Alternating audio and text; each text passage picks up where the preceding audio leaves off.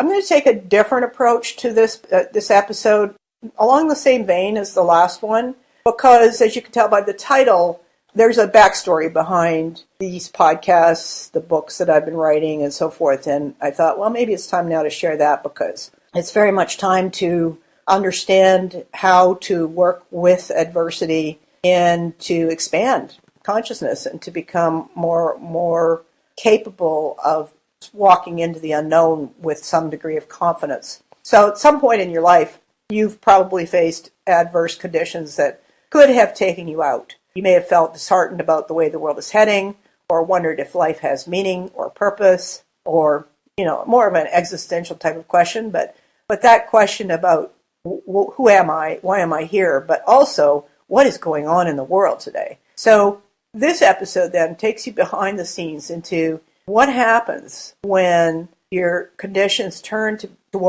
against you, when you feel like you're carrying the world on you, and the beliefs that you were using to navigate previously prove not to work at all. What we're really going to be talking about here in places is what my partner calls, and the VR project I'm working on calls, resilience moments, when you can reclaim control toward, reclaiming self-efficacy, which by definition means knowing you're in control of a positive outcome no matter what. Now, my name is Dawna Jones. My work is involving delivering transformational insights to transformational leaders, decision makers, personal, professional, organizational, to global. And it's really about seeing deep dynamics and systems throughout to find those leverage points where a small amount of effort creates a quantum result.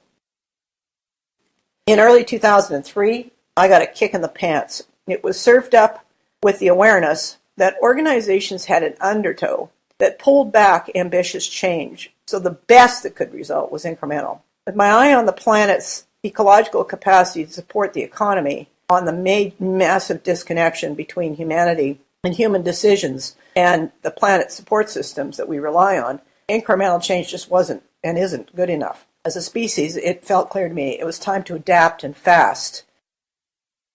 As logical as that was, and supported by science, decision makers in business and politics were looking for a way to avoid responsibility. Any excuse would do. It was in that context that I decided to launch Personal Growth for Business, different programs on that, which was both a leadership and an organizational design, which I have the language for that now, I didn't have it then, but it sort of was a mashup between how we lead, how we design and get things done organizationally, and how we really draw out the potential that's sitting in every single human being that works in these companies. So it's fair to say that, reflection number one would be bad timing overall, but I didn't see that at the time because it made so much sense to me, I figured it should make sense to everybody else. This was 8 years before I wrote Decision Making for Dummies, but after I'd consulted and interviewed Dr. Bruce Lipton about the biology of business cultures and the two operating systems of consciousness, what we're conscious of and what we're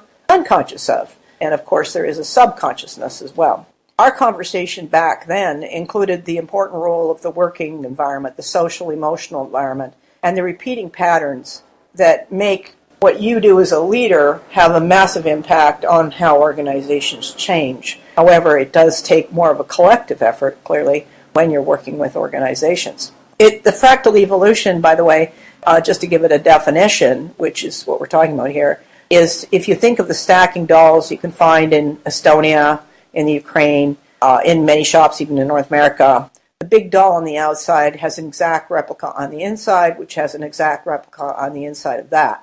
And at the center lies what I would call the source code. You, as a human being, leading yourself through a world of complex change. What you do then shapes, for better or worse, the world around you. The whole approach I was taking was predicated on personal growth. The expansion of leadership consciousness to hold a wider perspective, see the interrelationships and interconnections, and replace the judgment with much greater wisdom. After several failed attempts at moving programs forward, someone finally pointed out, why would anyone want to look to him or herself first when a process was available? Now, when he said that, he meant it sincerely, as if it were the most logical thing in the world to look for answers outside of you rather than raise the level of leadership.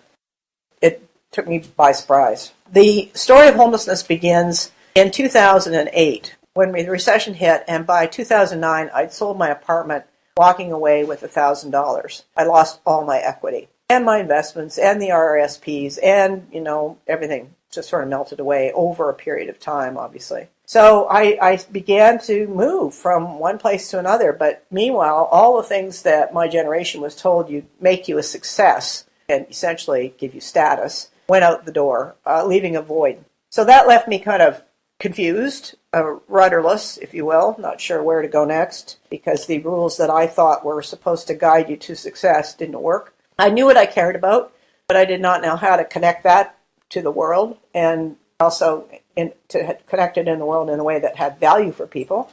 I tried a bunch of times to put my own voice forward. Finally, I turned to podcasting and other people's voices to build the conversation I hope to build in business, one that would lead to greater compassion and greater care in the world and a much more biosphere level of consciousness, as Jeremy Rifkin wrote about in 1994. So 9 years later, I found a new home. That was 3 months ago, to be precise. So now's a good time to look back and note how that kind of adversity can either bring out the best or worst, and how to use it to expand consciousness, empathy, and compassion. So in that 9-year period of time, I have run the Evolutionary Provocateur podcast. That started in 2008. The Insight to Action podcast, that started in 2016. I wrote Decision Making for Dummies.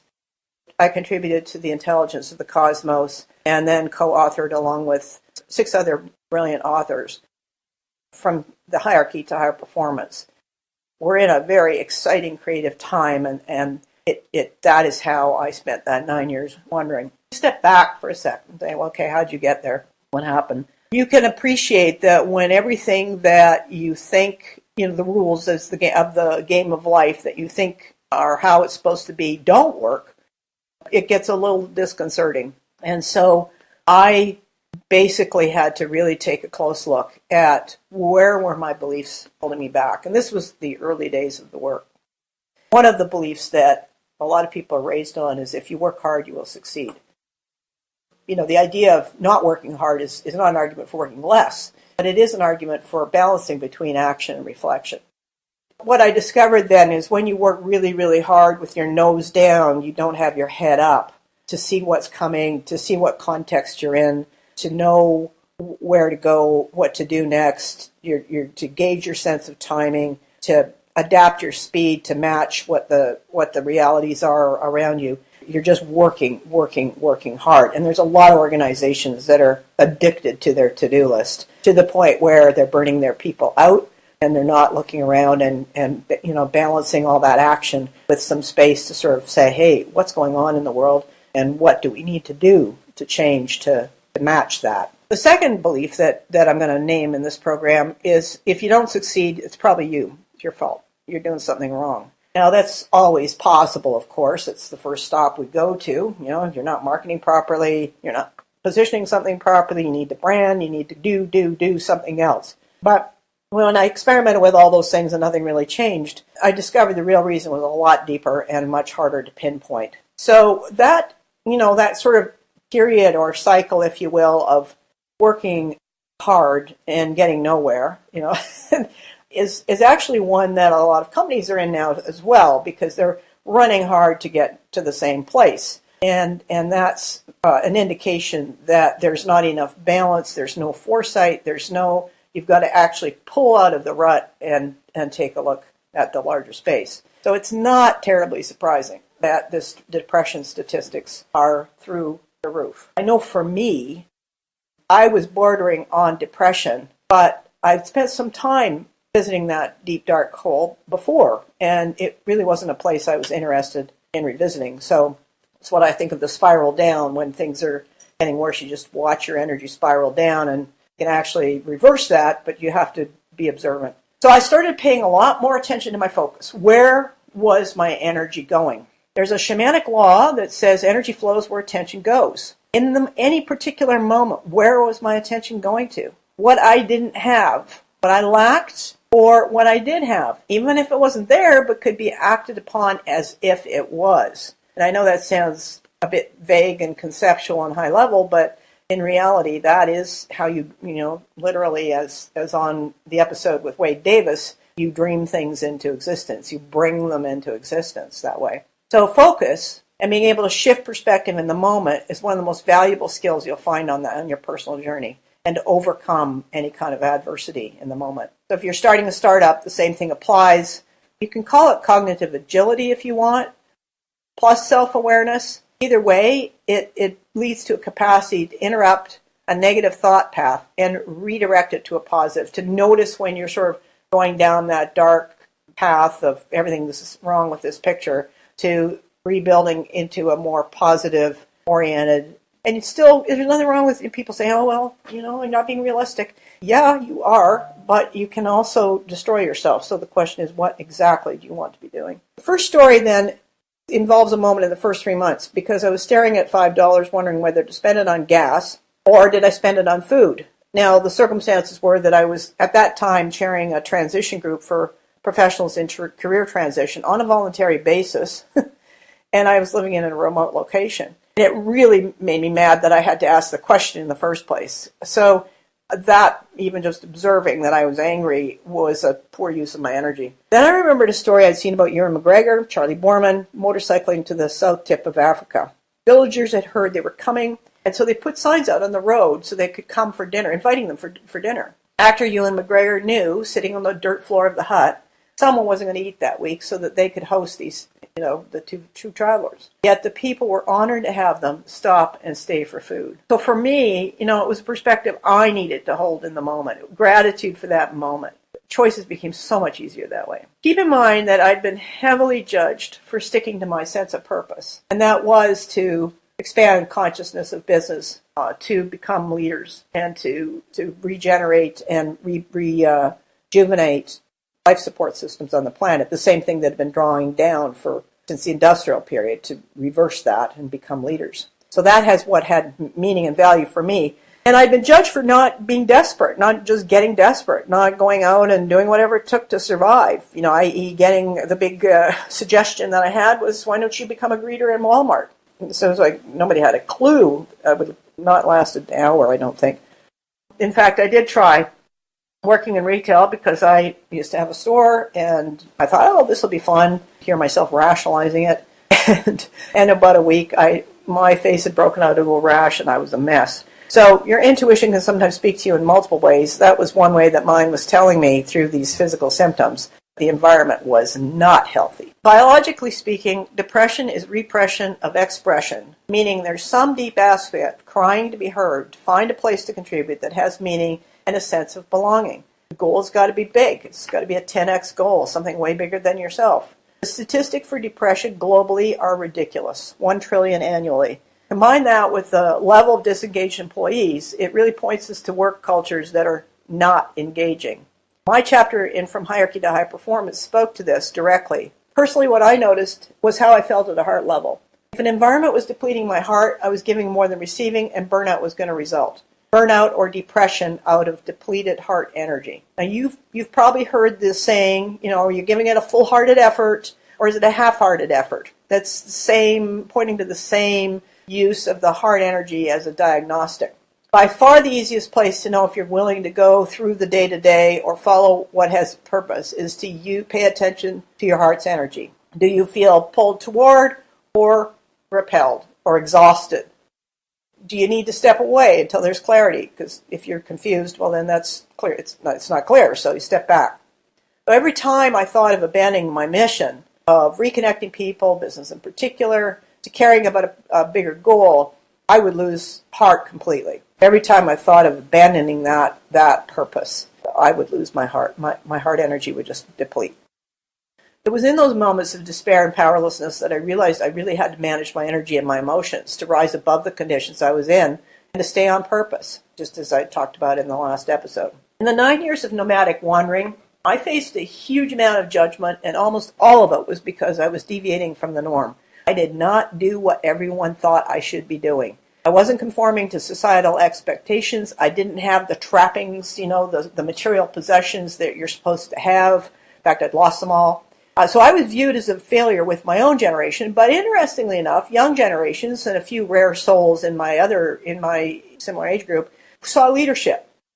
So that's fascinating because you can look at one person and see their tattoos, their hair, whether it's long or short, their dress, and come to widely divergent conclusions about who someone is. People would look at me and see, oh, she's a failure or she's a leader. Well, the same person, conditions are the same, two different conclusions. So that tells you how much there is engaged in both bias and judgment.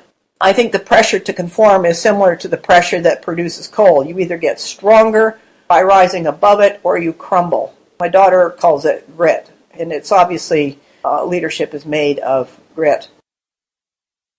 For me also, I realized that the judgment to conform is exactly what holds back individuals, maybe like you, from leading your life to be more in alignment with what matters to you. It's what holds companies back from switching from profit as the purpose to something bigger and more meaningful and of greater benefit to the world. It's also what holds companies back from switching from predictable work processes to unpredictable innovative experiments. It's a major mindset shift to mindfully move from fear and conformity to stepping forward and being true to oneself. For me, there was no choice, but there is always a choice. Part of the judgment stems from assessing people based on their status instead of their value and contribution. This is a shift that I think we're pretty much in the middle of, and I hope the word judgment becomes a lost word out of disuse so we can celebrate how the differences in each of us make for better solutions overall. Neuro coach Judith Glazer talks about the school where teachers learning how to wipe the language of judgment clean from the vocabulary produced the result that kids of any socioeconomic background were high performers, regardless of the environment they were raised in. It just shows you how powerful it is in terms of supporting or suppressing human potential. So if you think about homelessness or any adverse condition you might face, treat yourself as a startup. You can connect your self-awareness to your capacity to both self-manage and self-regulate. So that tripod, and yes, it's the emotional and social intelligence language, but there's the add-on of spiritual intelligence, which Peter Senge defined as the capacity to take your whole self to work. I had to take my whole self to work. I tried working for someone else. I was expected to compromise my principles and my values, and it didn't work very well for either one of us. That was a long time ago. Now, for me, there's no other option. We need all aspects of your intelligence to engage in achieving the big goals. We need diversity of perspective and all of that to work together. So I'm going to give you some thoughts around how to work with this if you think of yourself as a startup and you're working with adverse conditions, whether it's at home or work, it doesn't matter. Learning. Tripod number 1, learning. What am I learning or did I learn? And make this a positive because otherwise you get mad at the past, which is fairly pointless. You want to learn from the past, but not stay mad at it because, and I've seen a number of people that mourn or grieving the past state and they want to return to the 1980s. That came out of the Brexit conversation. Let's just roll the clock back to 1984. Yeah, it's not going to happen. So what am I learning or did I learn from this whole experience? And how can I apply that going forward? So that's the future-focused lens. Tripod number 2, focus. What am I focused on? On what's wrong with this picture or on what's possible? On a negative emotion? If so, what am I learning about myself from that? Or a positive emotion? Am I focused on my fear of not having enough money or of not being good enough? Or am I focused on what I want to create in my life and for those I love? And the third tripod is speed. And by the way, these three things came from the startup course for Launchpad Academy, which I happen to be taking to guide my VR work, virtual reality work. So learning, focus, and finally the third one is speed. Do I have expectations for myself that add to the pressure of the situation? Am I trying to will something into a result, or am I paying attention to my guidance for where to go next, my intuitive guidance for where to go next? And in case people think that's woo-woo, no, which some people do for some bizarre reason, 95% of your decisions are made using autopilot decision-making. Some of that is intuitive. In other words, you're listening directly and tapping directly into your intuition. Others that is being driven by your subconscious. I made all that stuff clear in Decision-Making for Dummies, so that's the easiest place to go to get those distinctions made. And finally, under speed is, am I pushing when I need to be pulling, or just letting things come to me?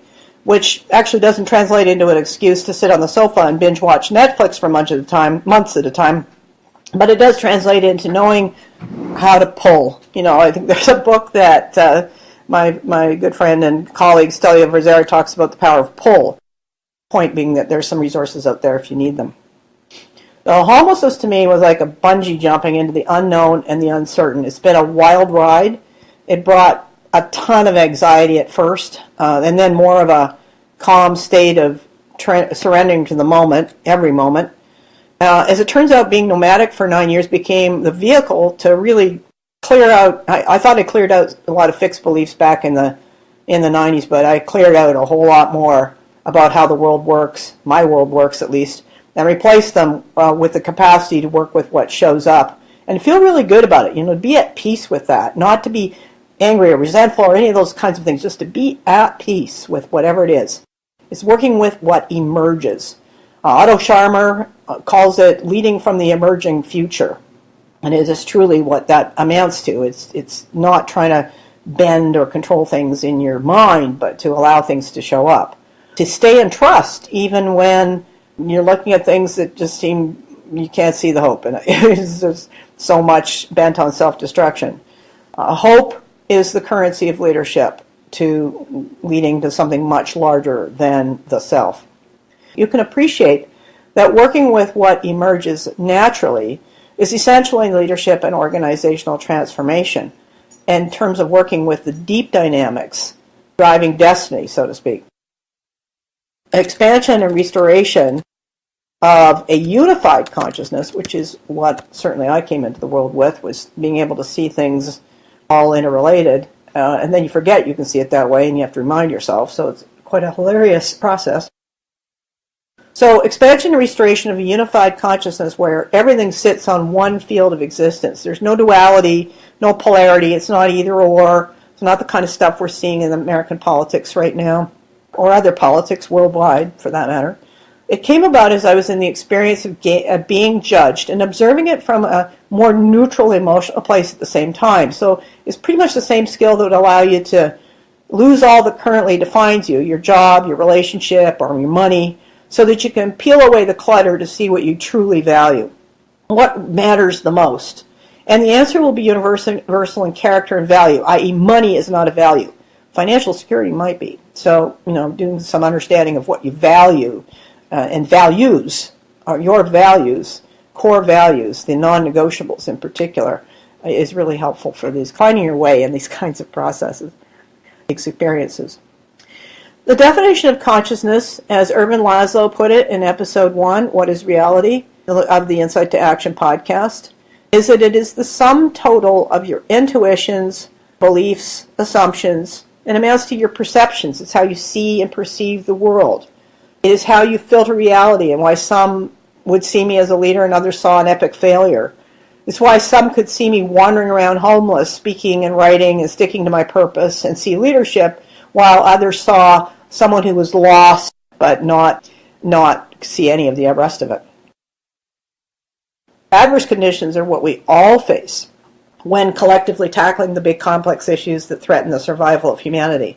It's new territory, and it requires conscious leadership and a host of master-level skills to rise above adversity. If we truly hope to adapt human intelligence to keep pace with change and to match it, then conforming to the norm blocks quantum jumps to a more expanded view and capability of creating better things.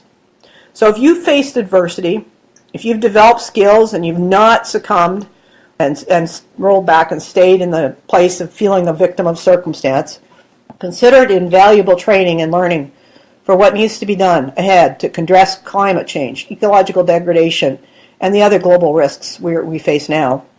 Taking a personal direction for this program is a bit of an experiment for me. So if you liked or didn't like this, please leave a comment on my blog at FromInsightToAction.com. I'll post the transcript of the episode there. And if you have tips you'd like to offer others that help you overcome adverse conditions, please share those too. The consciousness expanding skills developed by rising above adversity are central to transforming organizations and being a transformational leader. So thank you for joining me in this program. In the next episode, you'll hear from Anurag Amalu, who interviewed me in the previous episode, and how he became a community architect. Thanks so much for joining me in this program. Jump on to LinkedIn, join me there. Facebook, From Insight to Action, is the page. You can also leave comments there on that episode if you'd like. That would be awesome. Of course, Twitter, EP Dawna, DAWNA_Jones. And feel free to reach out to me for conversations about speaking, workshops, and other ways of developing these deeper leadership skills that are required today. I ask you to share, like on the various program distribution outlets like iTunes and so forth, provide a review. It would all help. Thanks very much.